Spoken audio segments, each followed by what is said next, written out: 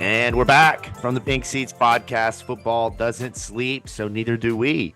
Second episode in a week. And for this episode, I'm really excited to kind of switch things up. We typically talk the on the field happenings, the news around the Louisville football program, the collegiate program, coached by Jeff Brom. But tonight, we're going to specifically talk NFL, fellas. We all have our different allegiances in the league. Matt, we know you're a big Colts fan.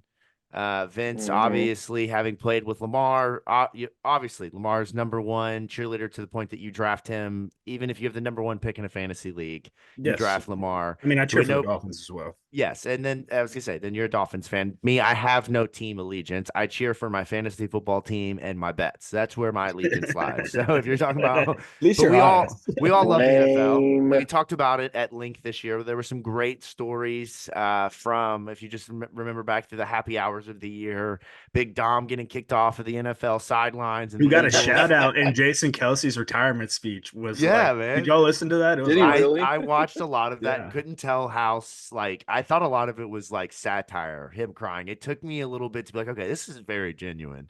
But we talk NFL on this show. Big mans don't cry like that. Often. No, you're right. But it was just that, it just seems like his personality to be, really emotional, play a bit, yeah, I guess that's it. So tonight we're going to talk NFL. We talked at length this year about Lamar Jackson. We talked at length about, some of the other topics, some of the guys and their big performances. And then obviously we had Jonathan Greenard on the show last summer and followed him and his breakout season. But we are really excited tonight to welcome one of Louisville's own who is now in the big leagues. And when I say the big leagues, I mean ESPN, not ESPN Louisville, not ESPN City, XYZ. I'm talking about the ESPN. And that is our friend DJ Bien-Aime, former Louisville Cardinal himself, track and field star, and a former JUCO football player. How about that? Tying the show in here. After college, got his master's. He's going to tell his story more in depth, but he and I connected when he was still at school here in Louisville and was just starting to kind of go into the journalism route, maybe right after he graduated. And we have been friends ever since, are still in group chats today. We still very much, even as DJ is on ESPN on, Sunday morning countdown or on ESPN, we are still like keeping him humble by taking screenshots of it and sending it on our group message because we can't believe that's our guy. That's our guy. So I'm really excited to come full circle and have DJ on the show.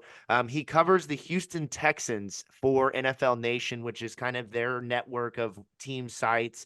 And so this past season, he was down in Houston covering the squad down there and got to see their playoff run. Big year with new head coach and DeMeco Ryans, and then drafting CJ Stroud and Will Anderson, who both were fantastic as rookies. And then, of course, the emergence of guys like Nico Collins and Tank Dell. And DJ is going to be able to talk to some of the specifics about that. And that includes Jonathan Greenard. And so we'll talk with him about the Houston Texans. We'll talk about Jonathan Greenard. We're going to talk about Lamar Jackson. I know DJ has thoughts around, the Ravens season, Lamar being an MVP, and then ultimately how things ended. We'll talk about Jaire Alexander. We'll talk about Tutu Atwell, the legacy of Teddy Bridgewater. And then, of course, I'm really excited. Also, DJ is a Miami guy, right? I want to throw that out there as well. And that gets me to my next point is that Louisville finally beat Miami.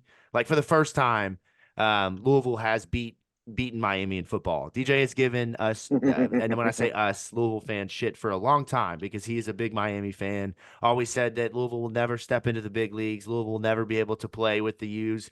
And he's been able to back that up. We beat them for the first time at their place. For the first time, and I meant to say, because we beat them in 2014. We beat them in 2013. There's been, I think, maybe another win, but I should say in recent years since I've known him, right? So that goes back to 2018, 2019. Yeah, can't help you out there, Jacob. Sorry.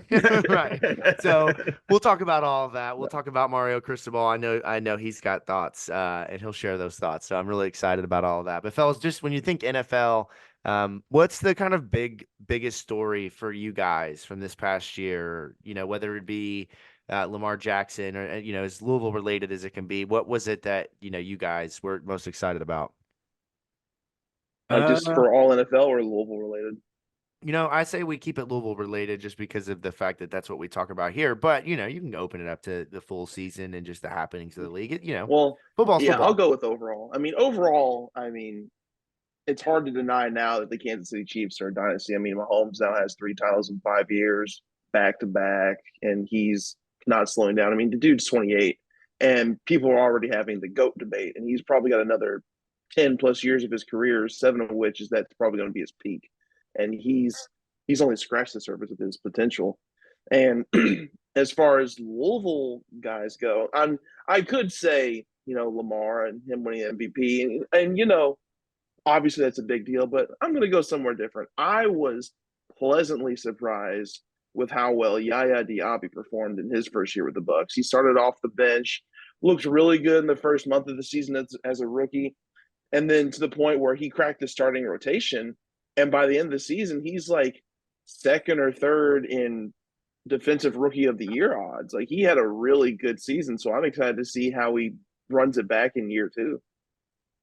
Ooh, for me, Jacob, NFL wise, for the Dolphins, it was, Tua and taking that, step. And I'm still in the camp of we cannot win a Super Bowl with Tua as the quarterback. I was very disappointed, as both of you all know, that they didn't pursue Lamar Jackson last year. But it is what it is with that. So Mike McDaniel and 70 points is cool, but when you can't get it done in the playoffs, what's it really matter? Yeah. Yeah. For me, yeah, it's cool seeing Yaya do his thing. What's really cool for me is seeing guys that like I played with, Des Fitzpatrick in particular, like still hang around in the NFL, still finding ways to make a living doing what they love, being able to play football and everything. And it seems like a place like the Steelers is a good fit for him, somewhere with a lot of structure. And I mean, Mike Tomlin seems like knowing Des seems like his style of a coach. And I'm not saying he's going to go off and be a all-pro Hall of Fame wide receiver or anything, but it's just nice to see guys stick and do well and continue living out that dream that you saw them chase. Yeah, it's really cool, man. That's a great point, and I completely forgot about Yaya Diaby. How dare me? Like, massive season Forget for a about rookie. Yaya. I don't know. That's a great point. But a great season, this year, and looks to be a crucial piece for them. They cut Shaq Barrett, who has been one of their best pass rushers for the last several years. So, I mean, you look at Yaya kind of stepping into that primary pass rush role. So I have some, upcoming football news. I know we're talking NFL, sure. but I'm going to be attending I guess it's not XFL anymore. It's a UFL. Yeah, the UFL. Yeah. I'm going to St. Louis Battlehawks game. Nice, man. Yes. That's Hey, really go to a cool. Battlehawks game. So my old recruiting coordinator, Dave Bowler, not sure if you all remember him, works up there for the Battlehawks now, and this should be a good time going up there to see him. I'm excited to see a different see a different product in person, just kind of see what a minor league football kind of looks like, because there's plenty of dudes that don't make it to the NFL that still got good, still have good football years left in them. Yeah, man. Just not at that level. There's a ton of Louisville guys that are playing in that league. I mean, AJ McCarron is signed with the Bengals just last year as one of their reserve quarterbacks. So yeah, I mean, and even all the way back to what was it? I forget what the name of the league even was, but you had PJ Walker, who's been the backup with Carolina over the last couple of years. He came from one of those leagues. I've lost track of how many there's been, but I think it was the USFL that he came that sounds right. That sounds right. Yeah, I know we're getting off topic there, but I just that's we're talking football coming up. Football is football, as I said, man. Well, let's go ahead and let's jump into the interview. DJ will join us now, and we'll talk through the big storylines in the NFL, particularly related to Louisville football, and we'll see where else we end up here. So stick around. We'll be right back. All right, we get one of our own in here, man. A Louisville alumni. I love to see it. We don't get enough of those around here. DJ Bien-Aime joins us tonight from ESPN, covers the Houston Texans. And for those of you who don't know who DJ is, we're going to let him kind of tell his story. But DJ and I go back, what now, 5 years? 6 years, man? I think it's 5. I think it's 5. Yeah, I think it's 5. Wow. Damn. Yeah, it's crazy how time flies. Big Red Louis. Yeah, that's right, man. All the BRL days. But I talked a little bit about this in the intro, but I still to this day, and again, you know this because this happens to you, but every time you're on ESPN, which I watch ESPN pretty much all the time, and during the NFL season, when the Texans are the storyline, you'll occasionally pop up on my TV, and every time it's the Leonardo DiCaprio meme where I just point, and I'm like, I know him. Like it is just like my achievement as well with you. But I say all that to say, welcome in. How are you, man? It is great to see you. I'm doing good, man. As I told you guys in the intro, I got a dog, and the dog is extremely excited. This is my first day with the dog, actually.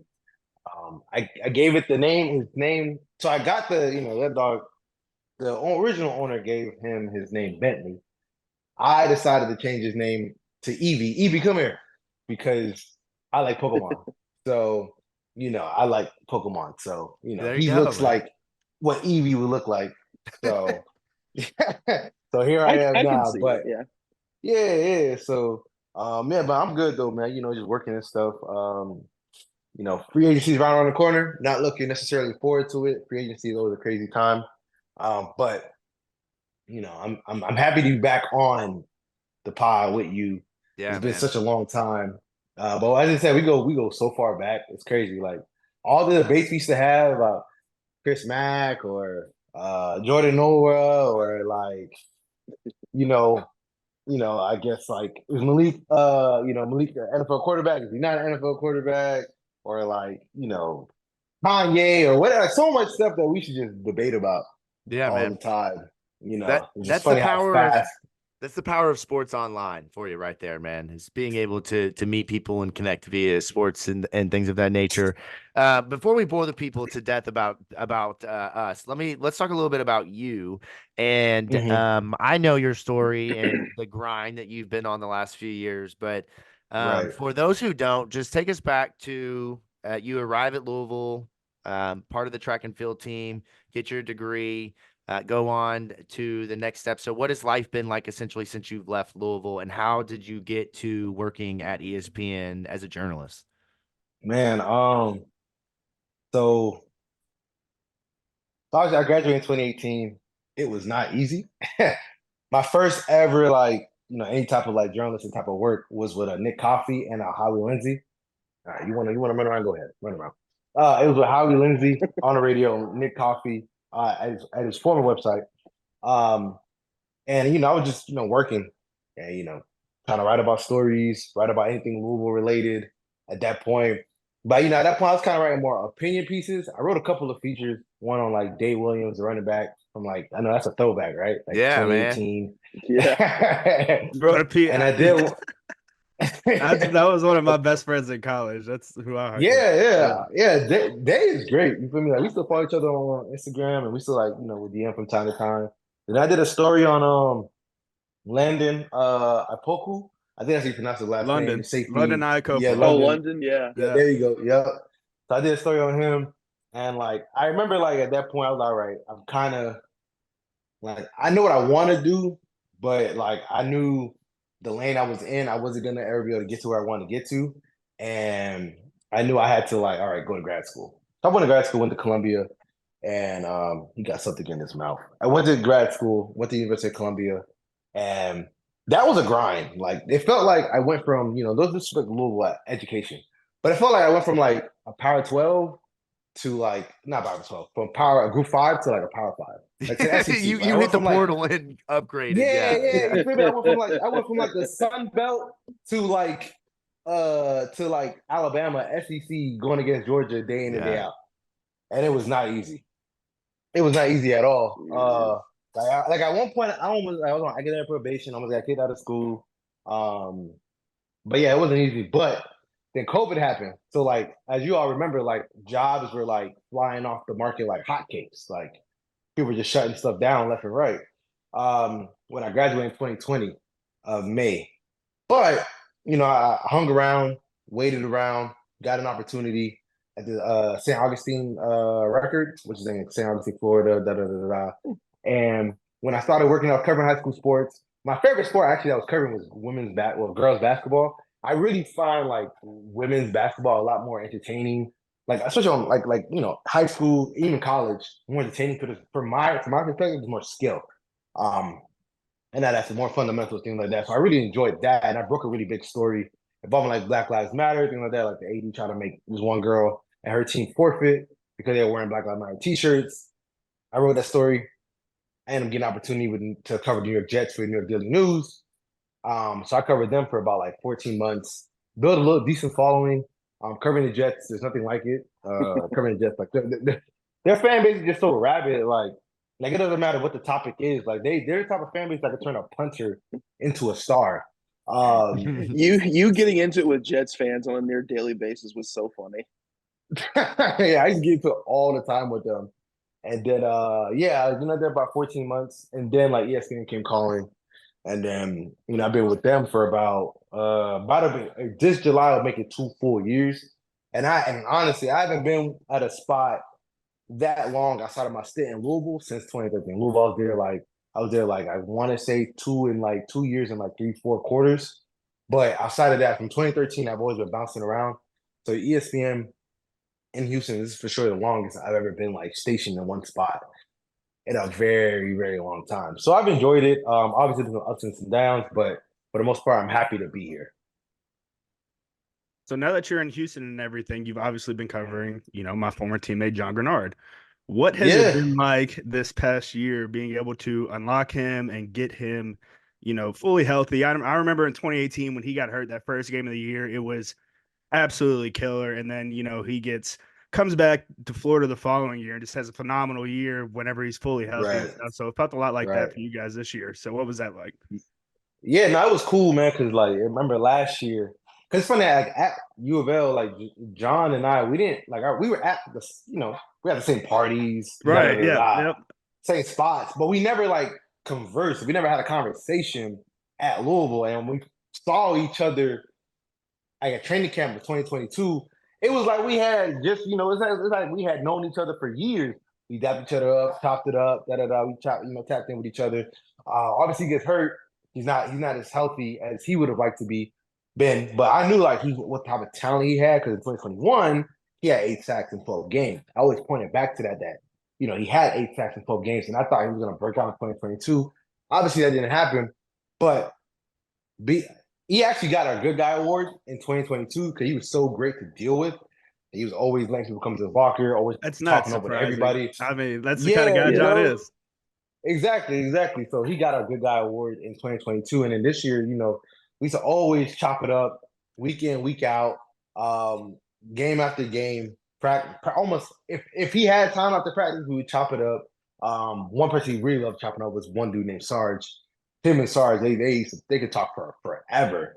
But watching him week after week finally tap into what we knew he could do was pretty cool. Like there's a few, like obviously as a quote unquote journalist, I'm not supposed to be a fan of guys, but like I break the rules for guys like Greenard or Sheldon because, like, granted, I didn't go to school with Sheldon, went to Louisville. I actually went to school with Jonathan Greenard, and I want to see those guys do well. So it was dope seeing him parlay what he's going to be able to earn in free agency. He's going to be able to get over $20 million per year. Yeah. So the fact that he was able to parlay that, it's always cool to see people that you went to school with, watch their maturation, and see like all the work they put in finally comes to fruition. It's kind of like what I see with Jacob. I remember when I used to tell him all the time, like, Jacob, bro, you gotta have to leave Big Red Louie. Like, I see what type of talent you guys got. You're gonna have to probably start your own stuff because you're kind of being limited here. Like it's just a pure writing aspect, the pure writing. Yeah. You guys have a lot more creative things that you guys can do. And now seeing where you guys are now is pretty cool. Yeah. And it's kind of similar like that with Greenard. Yeah, that's cool. That's the first time I've ever been compared to an NFL player. So I would gladly take it. Take let me ask this, and Vince, this might have been what you're about to ask, but I know that you know the game really well. What was it about DeMeco Ryans? What was it about Jon's role this year that just the combination of those two things that allowed him to kind of step into a season where he has, essentially a career season, 12.5 sacks. It was also really good in the run as well, which is something that he's kind of developed into. So what was it about DeMeco Ryans in like the role this season that allowed him to kind of have that breakthrough? So under Levy, with the D-line, they were more like a 2-gap. So basically when they come off the ball, they're going to catch and read. And then it's kind of like they're kind of holding the block so the linebackers can shoot through and make plays. Under DeMeco, it's kind of more one gap, and they're just rushing up the field. Like they're not catching or reading. They're kind of like just getting up field, and everybody else is kind of reacting off of them. So that's what Jonathan Greenard's skill set fits, right? He's super explosive. He has really good bend. He can get off the edge, and obviously, like he has really good knockback. So that is the biggest difference for him. I always knew, like, if he could just stay healthy under DeMeco, he was going to be able to pop because he has extremely long arms, and when he can get the top of his rush, which DeMeco would call the moment of truth, with those really long arms, he could pull a lot of guys down. Like I remember the Tennessee Titans game, back when CJ Sharp missed that game, and Case Keenum had to step in. I think he had 3 sacks. And he had like a forced fumble where he barely even he wasn't even close to Will Levis, but his arms are so long, he's able just to knock the ball off of Will Levis's hand. But yeah, so that's what I would say what it mainly was the fact that he was in a scheme that accentuated his strengths, which was the fact that he's really explosive, can get off the ball, has really good bend, and he doesn't have to necessarily think as much. Where in the Lovey, when you come off a block, come off the ball, you have to catch and read. And I think they ran something called pirate. So you know exactly what the word pirate stands for in terms of defensive line blocking. I've had guys try to explain it to me, but it sounds like Chinese sometimes. So obviously he didn't have to do that under DeMeco. So yeah. So I would say that's the biggest difference. Like he told me early on, the difference between DeMeco and Lovey was the D-line. It's on the D-line to make the plays versus on Lovey, it's on the linebacker to make the plays. Yeah.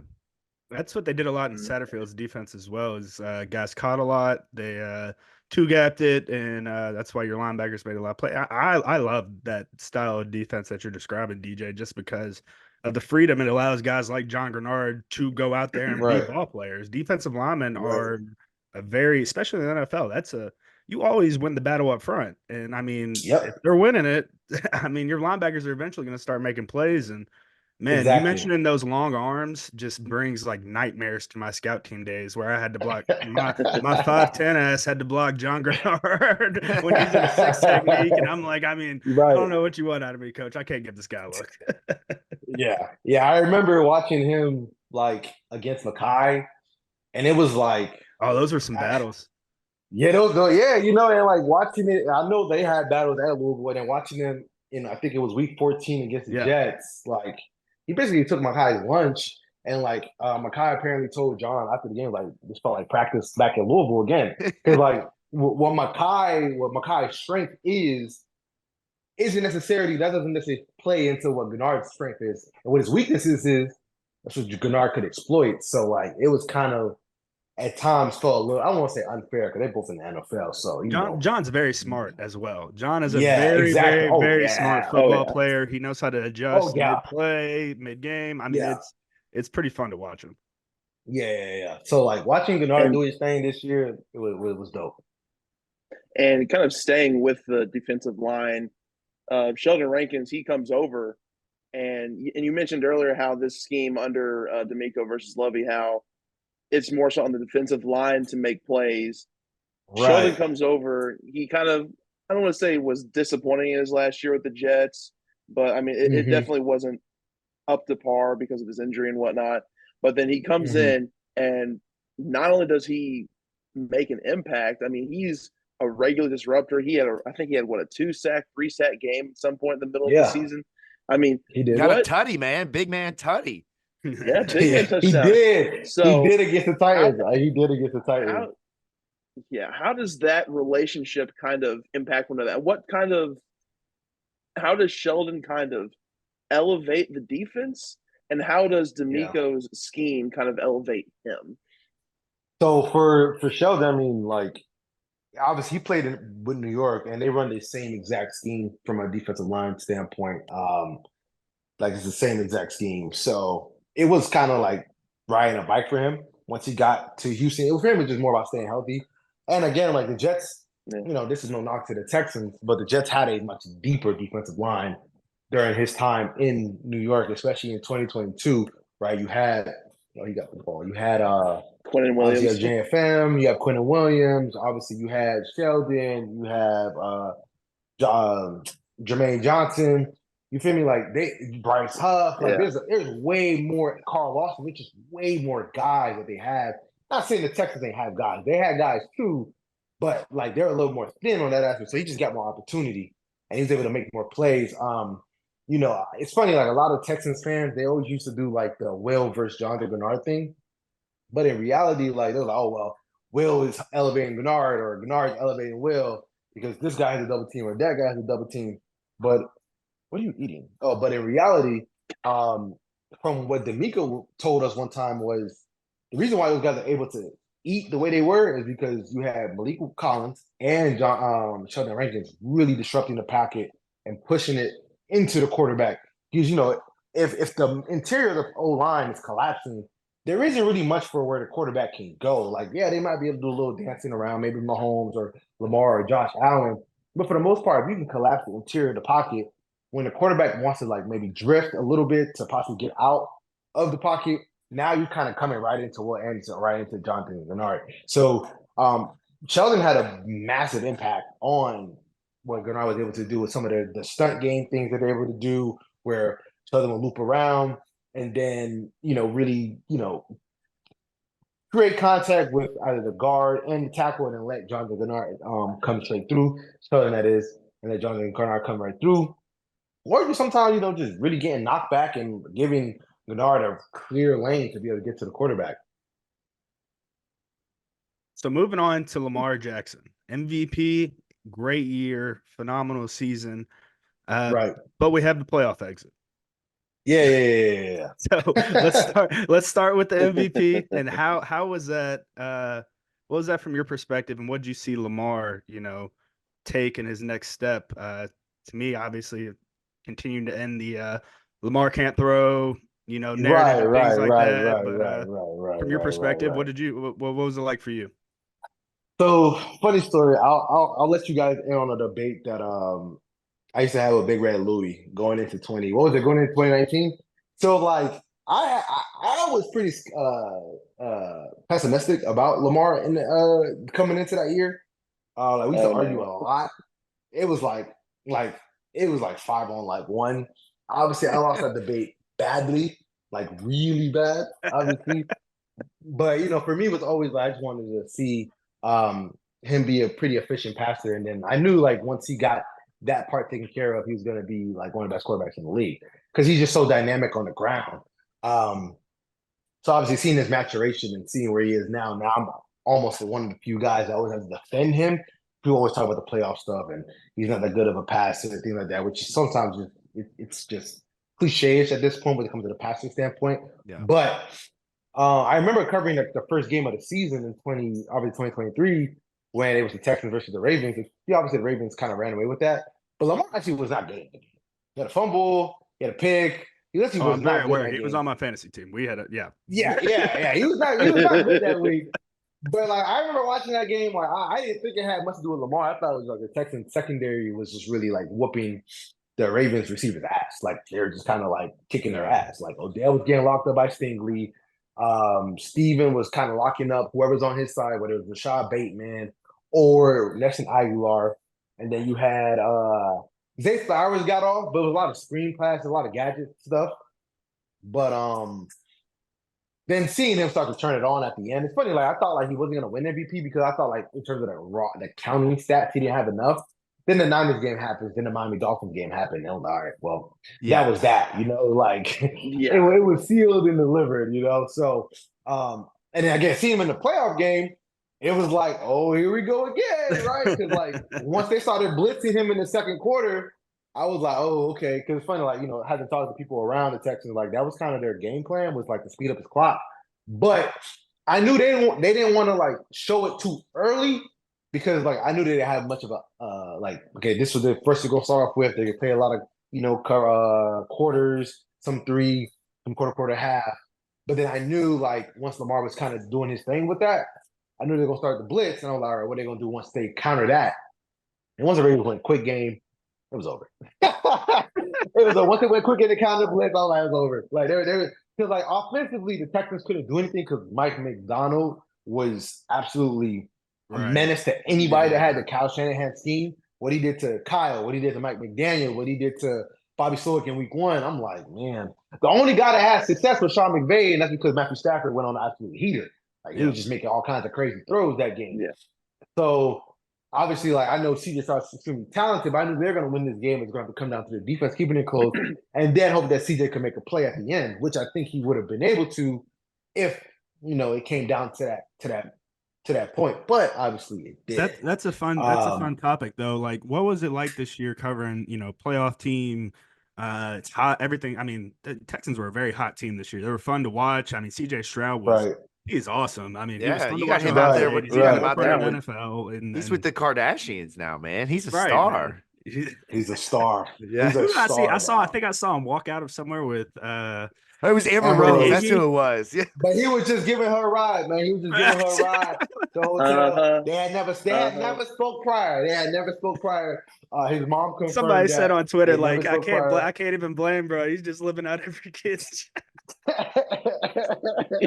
Oh man, but to answer the question, man, it was dope. It was dope because like one thing I would say, like CJ, he reminds me of Lamar in the sense of like people really gravitate around him because like CJ's one of the guys. Like how, as you know, Lamar from everybody I've heard and just seeing him, Lamar is one of the guys. Gets along with CJ really leans exactly like CJ. It don't matter who it is. I remember there was a guy Kurt Heinisch.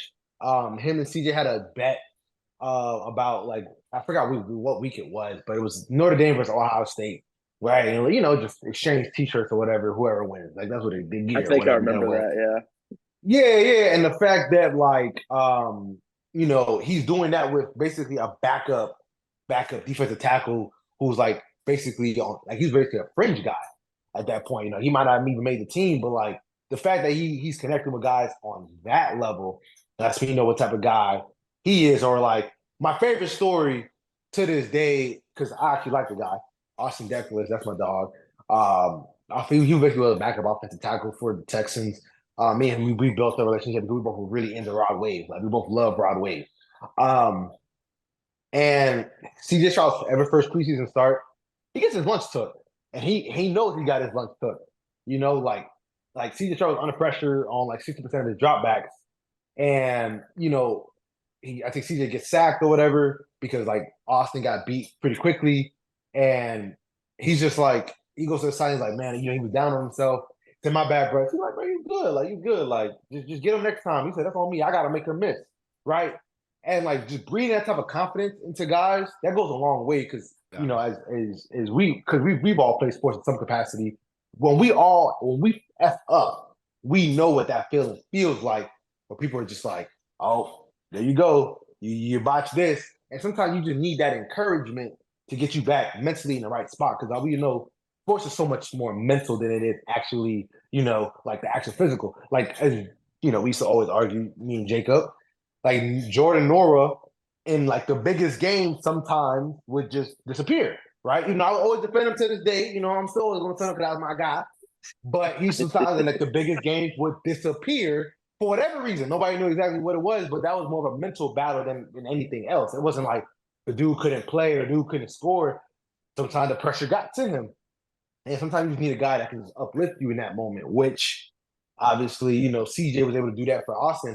And I remember like there was one game where Austin had to step in because Laramie Tunsil was hurt, Titus Howard was hurt, and he had to play against what was this? The Steelers. And obviously you got TJ Watt and you got Alonzo Highsmith. And he gave up a pressure, So like that just shows like when you breathe that type of confidence into people, what it can turn into down the line. And that's part of my favorite thing about CJ. CJ can connect with everybody, and he doesn't necessarily think he's too big for people. Like there's temporary times where I've gone to the locker room because when you cover an NFL team, there is an unwritten rule that you don't bother the quarterback in the locker room. You can have chit chat or whatever, but for the most part, you kind of leave them alone. And there's been plenty of times like me and him have conversations whether it's about our fate or whether it's about like football or things like that. And that just shows what type of guy he is, that he's willing to connect and talk to everybody. And again, like there's never been a time where like I've had a story I'm trying to work on and he's been like, nah, I can't do that. He's always tried to make time. Even if it's for like, hey, bro, I can only give you 3 questions, he'll still do it, And I think that's probably my favorite part about CJ. You kind of see it translate onto the field where his connectivity, where he can connect with everybody. And obviously he's a ball placement specialist. Like he can put the ball where. Yeah, he's a dog. Oh yeah, he's a future MVP. That's a fact. Yeah, I remember. Sure. I can't remember. I can't remember at what point in the season was, but he was, I think Ohio State was hosting Penn State, and it was like the game day game, and like he was their guest picker. And you know the spiel, like all the guest pickers on game day. They when they get to pick, they're like, oh yeah, I like this team, or I watch this. They look good. I mean, literally every single game that he's asked to pick, like he's giving an in-depth breakdown, like a little snippet on the team or a player or a certain matchup. And I'm watching them like, this dude knows ball. Like he really knows ball. Literally.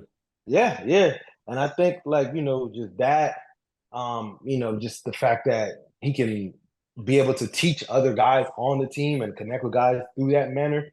Like I remember I covered Zach for like a year and a half. Like Zach wasn't good at connecting with his teammates for whatever reason, maybe he came from too much money or whatever, but like he couldn't connect with his teammates. Like across the board. Of course, there's some guys that like Zach. Like I'm not gonna act like everybody despised him. I think like the perception about Zach was a little overblown in terms of how people didn't like him. But enough guys did, because like there were guys that were actually on the Texans. Like one specific guy that swore by Zach, that loves Zach. But obviously that didn't go for everybody.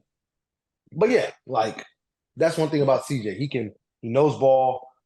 He can connect with everybody, and obviously his talent is through the roof. So if he's an MVP by 2025 or 2024, 2026, I wouldn't be shocked. No.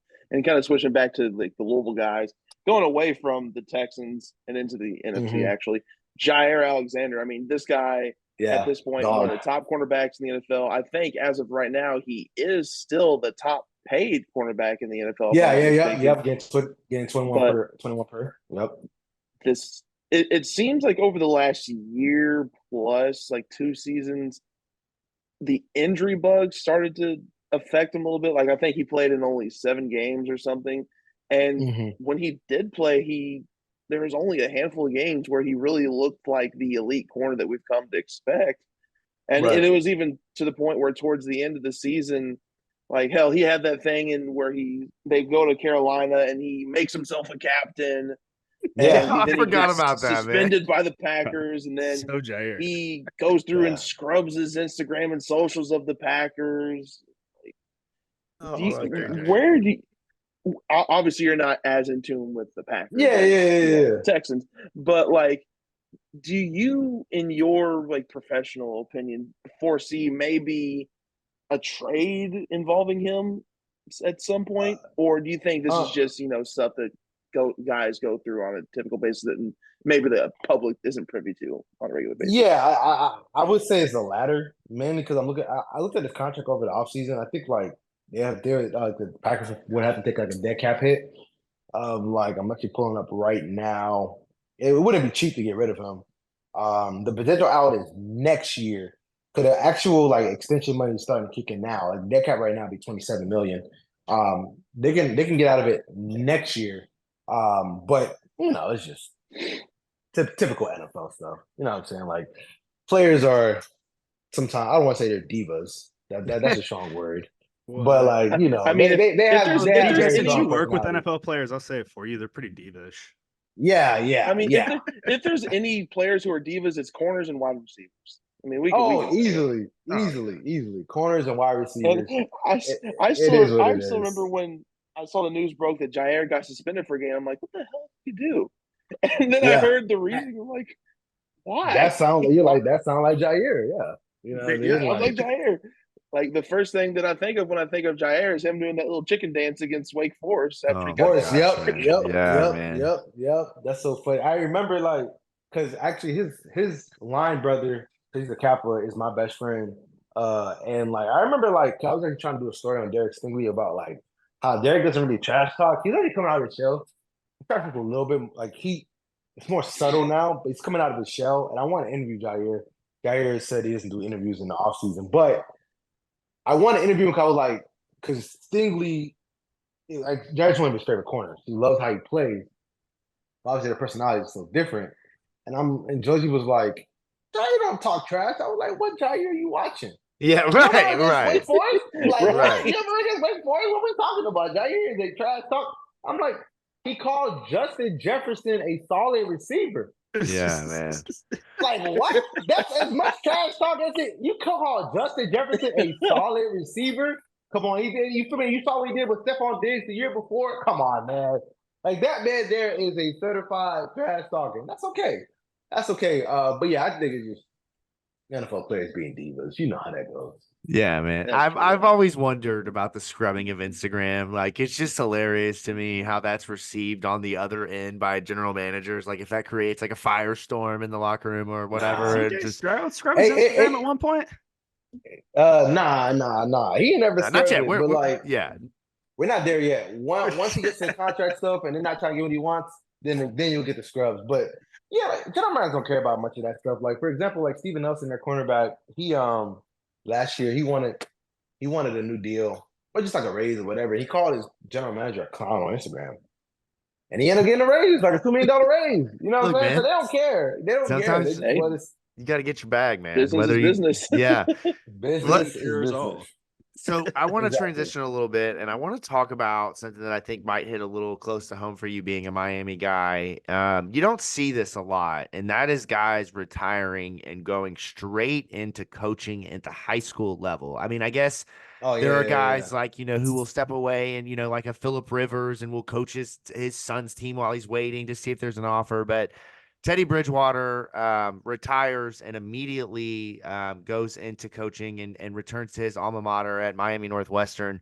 Can you just talk a little bit about what the impact of that is on the community there? Like, to have that guy, and we've talked to guys like Javian Hawkins. We've talked to, Amani Spence, guys who are from that area who say they grew up on Teddy Bridgewater, right? Like, that's who they looked up to. Obviously, Tutu Atwell broke like all of his records, but what is that going to mean to that community of a guy like Teddy with his stature coming back, pouring into the kids at that school? That seems like that. I mean, I don't mean to be cliche, but that seems like that's got the ability to be kind of generational changing for some of these kids who are going to interact with him. Yeah, I mean, again, like Teddy is like you have Duke Johnson, who's a Miami legend. Teddy's right in that sphere. Gino's kind of in that sphere. Ja'Cory Harris is in that sphere. But yeah, Teddy's like next level. Yeah. Nah, I wouldn't say Tutu's in. Like, he's not in the sphere of like, and I think Tutu would admit that he's not in the sphere of like Teddy.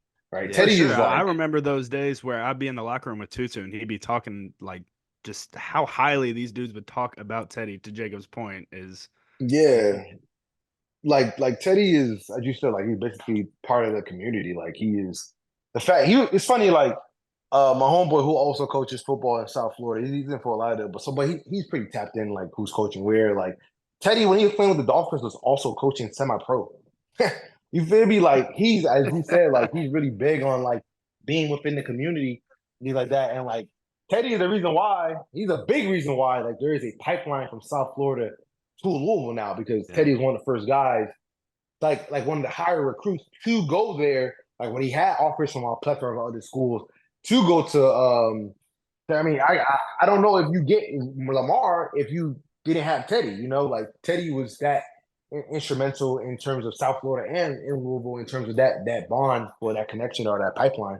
But yeah, like Teddy's gonna be able to, because again, like kids, I know we see a lot of Cam Newton stuff. Like, obviously, I think some of that's a little overblown, right? In the sense of like, I think the majority of kids do respect Cam. I think, the few times kids do disrespect Cam, it happens to get caught on video. But I think that most kids, when they see Cam, and they're going to his camp, they have the utmost respect. And I think it's the same way for Teddy in that regard. Because again, like, you're seeing a guy who did it at the highest level. Same with Teddy, he might have done it at the highest of highest levels, because obviously he was a Pro Bowler. Obviously, Cam was an MVP, won Super Bowl, But the fact that they got to the NFL and the amount of wisdom that they can bestow onto the younger generation, like what Teddy's going to be able to do at Northwestern is going to be next level. Because like, from what I've been told about Teddy as a football player, like if Teddy had just a little bit more like pure talent that didn't get hurt, like he could have been like one of the best quarterbacks in the league. He just didn't have enough talent after the injuries,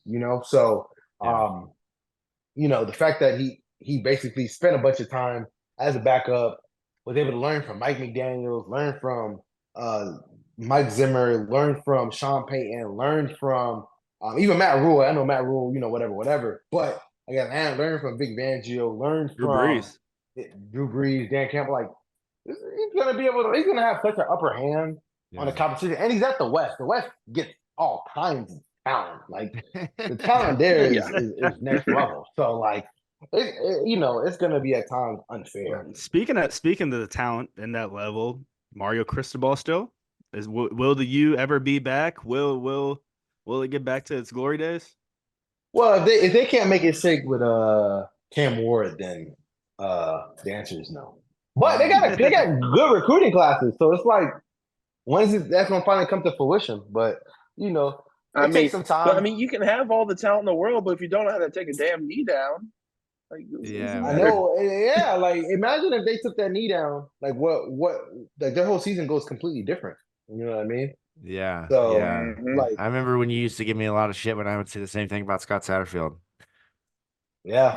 No, you know what's ironic is Frank Ponce was the quarterback coach at one point. Yeah. Most schools. That's funny.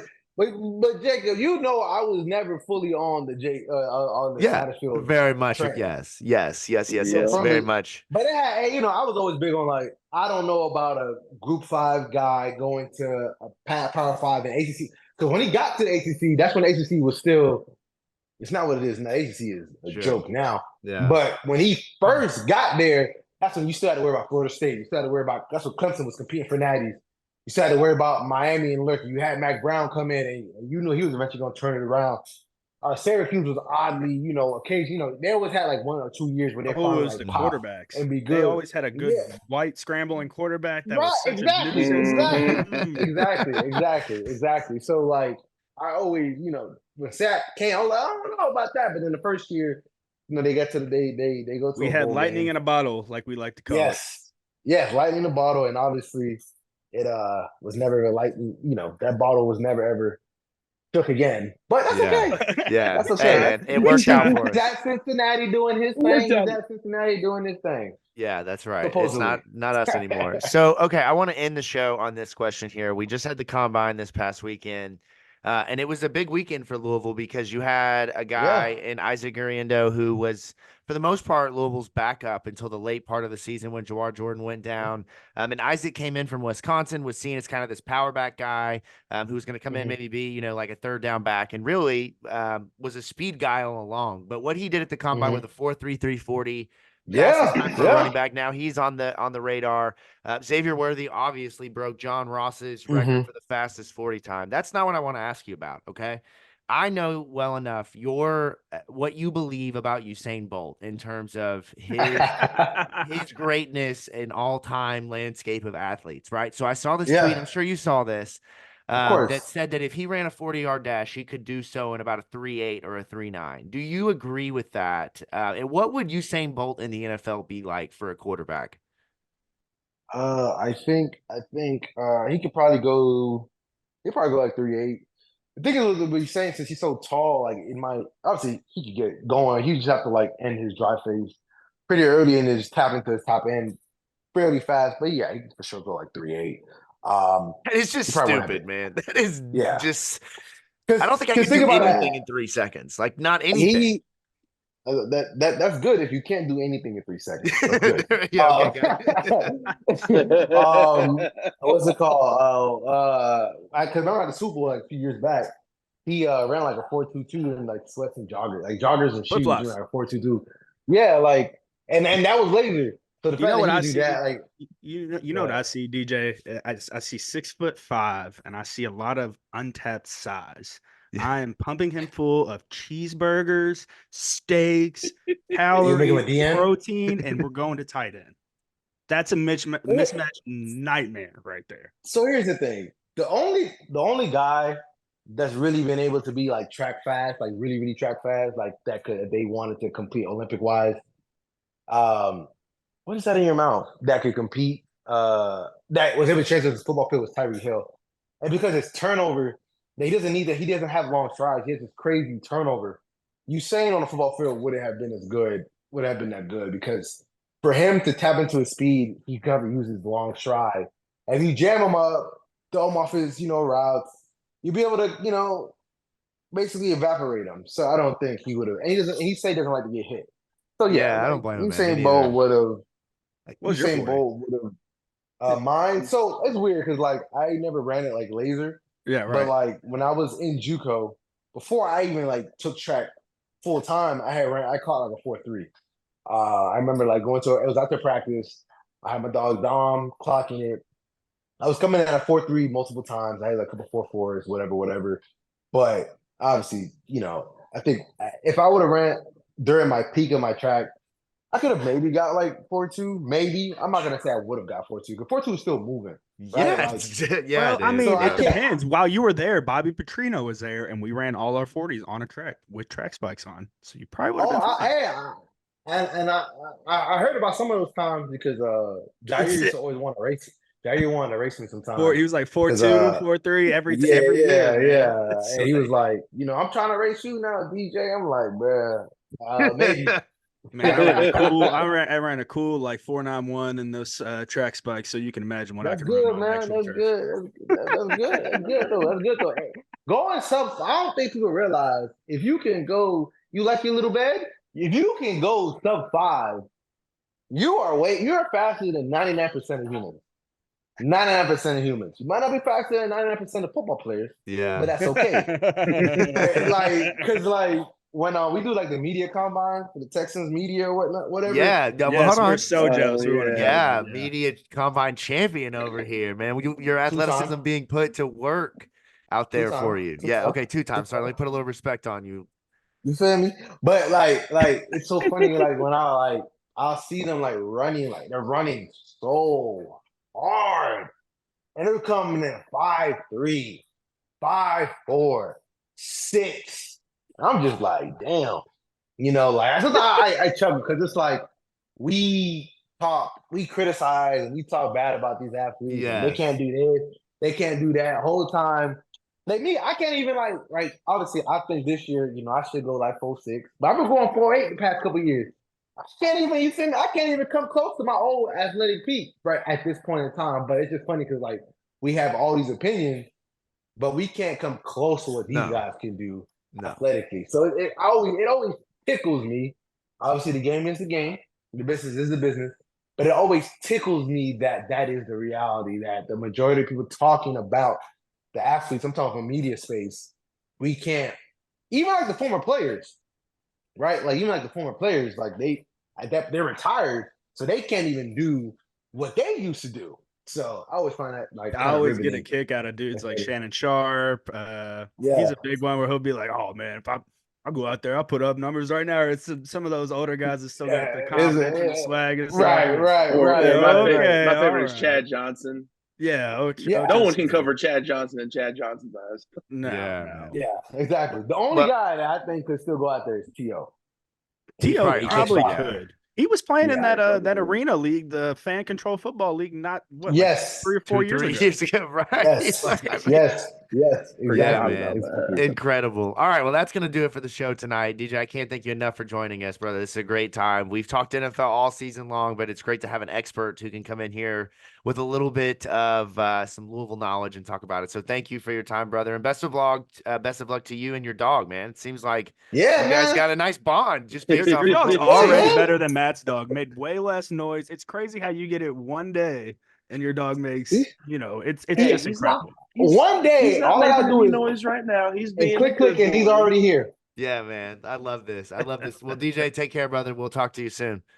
All right, no problem. Thank you guys for having me. All right, that will do it for the show tonight. A big thank you to our friend DJ Bien-Aime, former Louisville Cardinal now, as he mentioned, covering the Houston Texans and the NFL for ESPN. You can find his work at ESPN.com, at the Houston Texans blog.